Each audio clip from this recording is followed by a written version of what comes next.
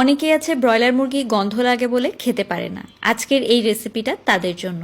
এইভাবে ব্রয়লার মুরগি রান্না করলে এক ফোঁটাও গন্ধ আসবে না, আর স্বাদটাও হবে অনেক বেশি। আজকে আপনাদেরকে সহজভাবে এই রেসিপিটা তৈরি করে দেখাচ্ছি। আশা করি রেসিপিটা অনেক ভালো লাগবে।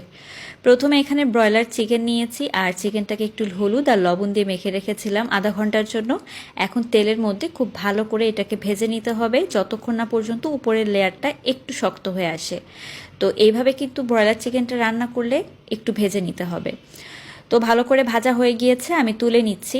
এখানে আমি অল্প একটু দেশি মুরগি ছিল সেটাও অ্যাড করে দিয়েছি। তো এখন আমি ওই তেলের মধ্যেই দিয়ে দিব তেজপাতা, দারুচিনি, এলাচ, গোলমরিচ, লবঙ্গ, একটা কালো এলাচ। তো এখন সব কিছুকে ভালোভাবে একটু ভেজে নিতে হবে। সুন্দর একটা সুঘ্রাণ আসলে 1 কাপ পরিমাণে পেঁয়াজ কুচি দিয়ে দিচ্ছি।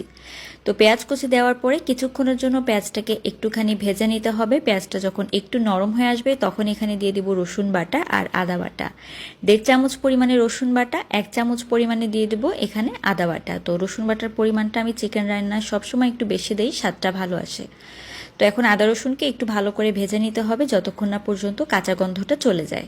তো আদা রসুনের যে কাঁচা গন্ধটা সেটা কিন্তু চলে গেলে এখানে দিয়ে দিব হলুদ গুঁড়ো আর মরিচ গুঁড়ো। তো মরিচটা আপনারা আপনাদের স্বাদ মতো দিবেন। 1 চামচ পরিমাণে হলুদ গুঁড়ো ব্যবহার করেছি, আর এখানে 2 চামচের মতো শুকনা মরিচের গুঁড়া ব্যবহার করেছি। তো এগুলোকে তেলের মধ্যে একটু ভেজে নিতে হবে। তারপর এখানে পানি ব্যবহার করব, এতে করে কিন্তু রান্নার রঙটা বেশ সুন্দর আসবে। 1 চামচ পরিমাণে দিয়ে দিচ্ছি এখানে জিরার গুঁড়া, আর 1 চামচ পরিমাণে দিয়ে দিব ধনিয়ার গুঁড়ো। তো এগুলোকে ভালোভাবে একটু নেড়েচেড়ে মিশিয়ে নিচ্ছি। মেশানো হয়ে গেলে অল্প একটু পানি দিয়ে মশলাটাকে ভালো করে কিছুক্ষণের জন্য একটু কষিয়ে নিব। এরপর আমি এখানে ওই যে ভেজে রাখা চিকেনগুলো ছিল সেই চিকেনগুলোকে দিয়ে দিচ্ছি। তো চিকেনটা দেওয়ার পরে কিছুক্ষণের জন্য খুব ভালো করে কষিয়ে নিতে হবে। যখনই নিচের দিকে একটু লেগে আসবে তখন সামান্য একটু পানি দিয়ে আবারও ভালো করে এটাকে কষিয়ে নিতে হবে। মোটামুটি ভালো করে কষিয়ে নিলে কিন্তু ব্রয়লার চিকেন খেতে বেশ ভালো লাগে। এই পর্যায়ে আমি স্বাদ মতো লবণ দিয়ে দিচ্ছি। প্রায় 1.5 চামচের মতো লবণ ব্যবহার করেছি। তো লবণটা দেওয়ার পরে ভালোভাবে এটাকে একটু মিশিয়ে নিয়ে এখন দিয়ে দিব খুব অল্প পরিমাণে পানি, কারণ এই পানি দিয়ে আমি আরও কিছুক্ষণের জন্য ভালোভাবে মশলাটাকে কষিয়ে নিব যেন চিকেনের গায়ে মশলাটা ভালোভাবে লেগে যায়।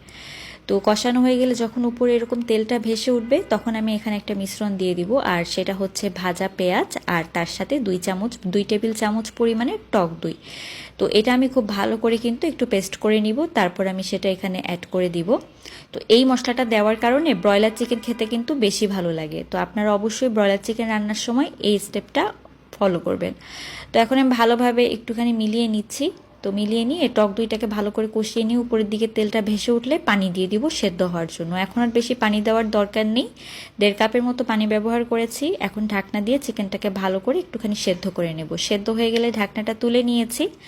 এখন আমি এই চিকেনটাকে ভালোভাবে নেড়ে দিব, আর এখানে কয়েকটা কাঁচামরিচ দিব, 3টার মতো কাঁচামরিচ দিব শুধুমাত্র ফ্লেভারের জন্য।